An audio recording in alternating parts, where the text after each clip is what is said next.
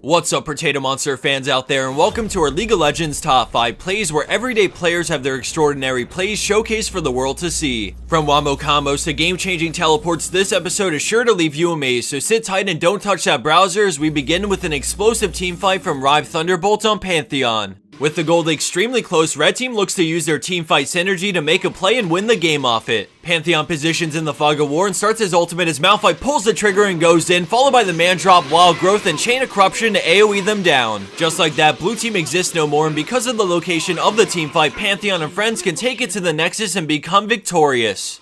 Let's dial back just a bit to rewatch that engage and the wombo combo that follows.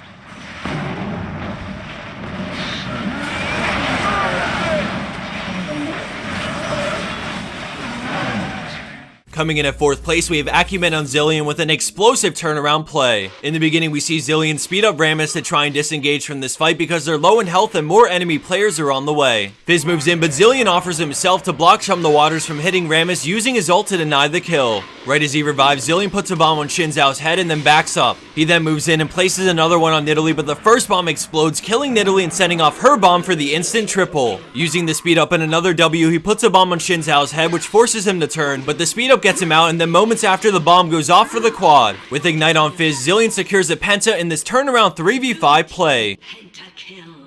Running his way into our number 3 spot is LL Synchron LL on Udyr with a fantastic game-ending play. So this play is broken into 2 parts, and I sped up the first part so that we aren't here all day, but there are a few key things to take away from this. For starters, during this part of the play, Udyr is running the enemy team around the entire map to stall as much as possible. The second thing to note is that blue team is down a hefty chunk of change and also have a semi-exposed base, so they're definitely fighting an uphill battle. And finally, after chasing for so long, the enemy team decides to push down mid, but there's a large creep wave in the bottom lane, so they send Maokai to take care of it. So now we're going to skip about a minute forward, and because the enemy Maokai was bottom trying to push out that wave but doesn't have teleport, he's forced to come group with his team. Synchron runs in and the teamfight erupts, but things start to quickly change when the Maokai joins and the enemy Jarvan EQs into his ultimate, locking him out of the fight. Now that he's a non-factor, Udyr pieces out away from the fight and sees the opening to teleport to the creep wave in the bottom lane, which is now in the enemy base. Despite coming out ahead in kills, all of blue team is low in health, so they have to back off, but at this point, Udyr is sitting on the Nexus towers and the enemy red team have no one nearby to defend. By the time Lucian and Maokai realize they've tunnel visioned too hard, it's pretty late, but they make their way into the jungle and start heading back to stop Udyr. With every hit on the Nexus, Synchron feels his inner Trick 2G coursing through his veins as he works down the Nexus to win the game for his team. Moving into 2nd place, we have Ji Young on Thresh with a few clutch moves to win a skirmish in the bot lane. In the beginning, we see them beating on the tower, which forces a response, so the enemy Morgana walks up with the black shield and throws out her Q, but he barely dodges the binding and gets the hook. He decides to go for it, landing a double flame, trapping them in his box as Lucian goes for the kill on Vayne, but Elise is here for the counterplay. He walks out of tower range to drop aggro and escapes as Lucian kills Morgan, then takes the max range lantern to dodge the cocoon and be rescued to safety. As they continue retreating, we see the fed enemy Fizz has roamed from mid to cut them off, but Thresh says no and denies him with a flay. The fish continues chasing, but then Thresh turns with a Q, which buys time for backup to arrive. Fizz decides to E for the kill, but a quick juke avoids the damage, and then Syndra lands her stun as they quickly burst him down for Lucian's 3rd kill. And for our number 1 pro play for this week, we have Haxorus on the newest champion to enter Summoner's Rift, Azir. We start this play in the top lane as the enemy Vayne shreds through Warwick, but Azir has now arrived through River to fight with his team.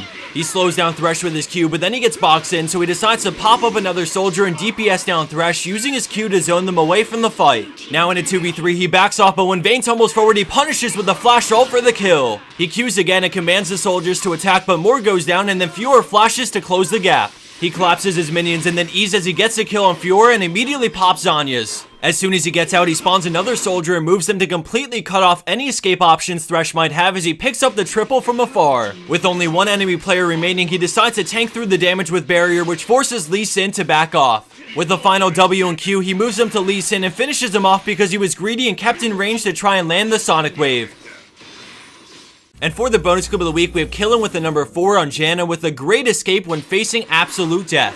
As this plays on, I wanted to give a shout out to Summoners Con for doing something great for our community. For those who don't know, Summoners Con is taking place on November 1st in LA, and they're bringing in special guests like Team Curse, Team Dignitas, Sky, and many more. Although we personally can't make it this year, I wanted to spotlight this because it's the first ever dedicated convention for League of Legends, and it's definitely going to be an amazing experience for any League fan. I absolutely love seeing stuff like this arise within our community because it brings so many passionate people together under one roof, and they're all there for the game we love, so I think it deserves everyone's support. I'll drop a link in the description box so you can check it out, and as a final announcement, our stream is live at the time of this video's release. We're giving away some awesome HyperX mouse pads in between games, so head over to twitch.tv/potatomonster right now and come join in on the fun. Thanks for watching, everyone. I hope you enjoyed, and I'll see you back here soon for our next League of Legends video.